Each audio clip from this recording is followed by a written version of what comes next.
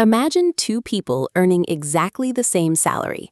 One saves consistently, the other is always wondering where the money went. You might assume the first person has more discipline, but what if the real difference isn't discipline at all? What if it's their environment? Your environment is a silent financial advisor, and the scary part is you may not even realize what advice it's giving you. Think about your phone. You open social media and see someone traveling, buying a new phone, eating at expensive restaurants, or upgrading their lifestyle. Nobody directly tells you to spend money, but suddenly your own life can feel like it's missing something. Then comes the notification: 20% off today, limited time, buy now, pay later. The purchase starts feeling less like spending and more like an opportunity. That's how your environment can control your spending.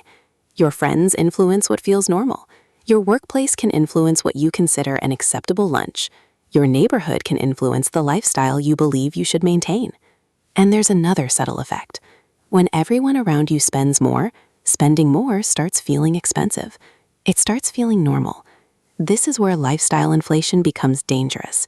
You don't necessarily decide to become a bigger spender. Your surroundings slowly redefine what normal means. And here's the connection to investing. Every time your environment convinces you to spend money you didn't really need to spend, you're not only losing today's money, you're also giving up the opportunity to turn that money into future capital.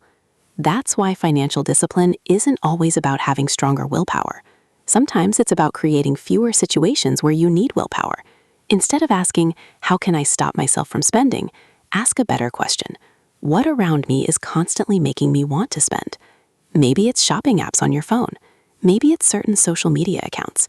Maybe it's a social circle where expensive experiences have become normal. Maybe it's simply making purchases too easy. Change the environment, and you may change the behavior. Try one experiment for the next 7 days. Remove one major spending trigger from your environment. Delete one shopping app. Turn off promotional notifications. Unfollow accounts that constantly trigger comparison. Or create a separate account for money meant for saving and investing. Then watch what happens. You may discover something surprising. You weren't as financially undisciplined as you thought. You were simply living inside an environment that was very good at making you spend. And if your environment can train you to spend, you can deliberately design one that trains you to build wealth. Jailbreak. Here's a strange question. If nobody around you knew how much money you had, would you still spend the same way? Think about that. Because a lot of spending isn't really about buying things. It's about responding to the environment around us. Your phone shows you what other people own. Your friends influence what feels normal. Your neighborhood changes what seems affordable. Even a simple notification can create the feeling that you need something you didn't want 5 minutes ago. Nobody had to force you. Your environment did the convincing. Imagine earning the same salary in 2 different environments. In one, your friends constantly eat out, upgrade their phones, travel, and talk about expensive purchases. In the other, your friends talk about saving, investing, building businesses, and reaching financial goals. Your income hasn't changed, but your spending probably will. Why? Because humans don't just spend according to mathematics. We spend according to what feels normal. And this is where things get dangerous. Once expensive behavior becomes normal around you, cheaper behavior can start feeling like deprivation. You don't think, "I'm overspending." You think, "This is just how life is." That's lifestyle inflation hiding in plain sight. And here's the part most people miss. Your environment doesn't only influence what you spend, it influences what you have available to invest. That $5 purchase, that impulse order, that unnecessary upgrade may feel insignificant by itself, but repeated hundreds of times, those decisions become capital you never got the chance to build. So instead of constantly asking yourself to have more discipline, redesign the environment that keeps testing your discipline. Make saving automatic.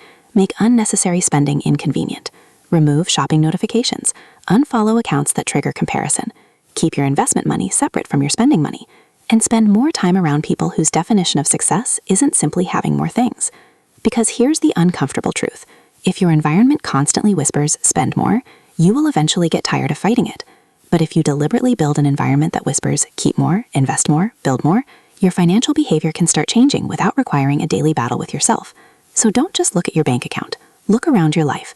Your environment may be one of the biggest forces controlling your money. And the moment you realize that, you can stop asking, "Why can't I control my spending?"